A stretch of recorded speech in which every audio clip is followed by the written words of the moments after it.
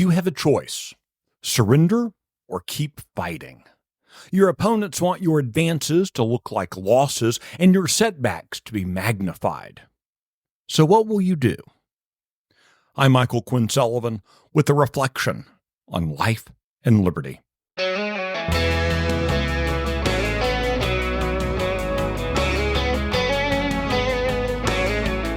The name of Anthony McAuliffe isn't as well known in the 21st century as it perhaps should be. He was acting commander of the 101st Airborne Division in Belgium during the Battle of the Bulge. He and his soldiers were defending Bastogne in December 1944, but they were cut off, cold and running out of everything. The situation was unpleasant, but it was war.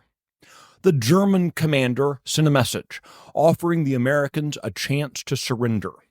McAuliffe was known to be a man of great restraint, but even he lost his cool at the suggestion. He tossed the message to the ground and used what was, apparently for him, the strongest possible verbal reaction.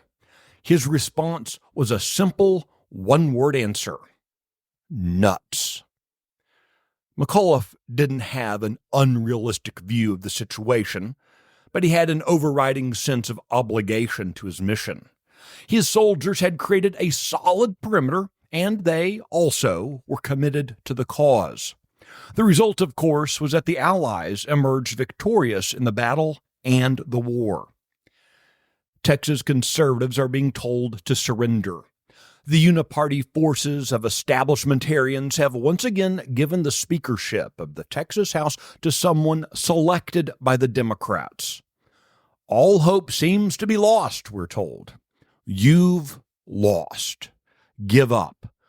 Go home. Stop fighting. That's definitely the message being pushed. And some doom and gloomers will want to buy into it.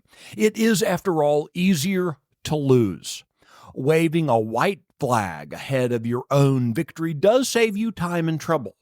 Someone has to win, so why not let it be the other guys, right? It absolves one of governing responsibility. On the other hand, you're winning.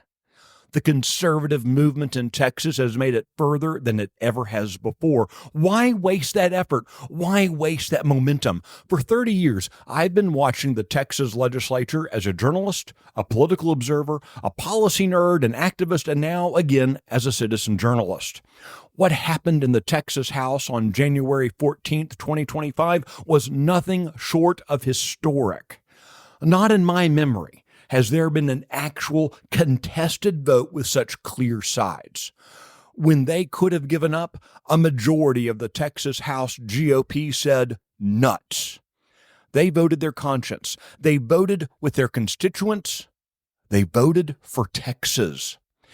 Many newbies to Texas politics, probably don't realize just how rare that is. In context, the high-water opposition to the uniparty crony candidate for Speaker was previously 19.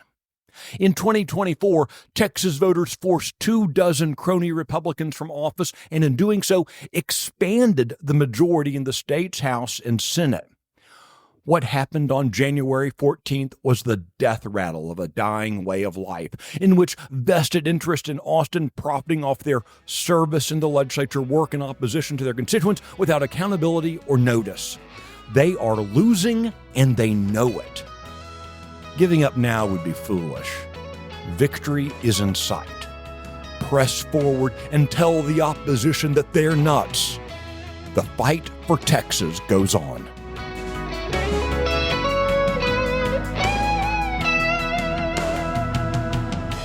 The Reflections Podcast is presented by Texas Scorecard. If you like today's message, be sure to rate it, leave a review, and encourage your friends to listen. Today's edition was produced by Nick Shepard. I'm Michael Quinn Sullivan. Thanks for listening.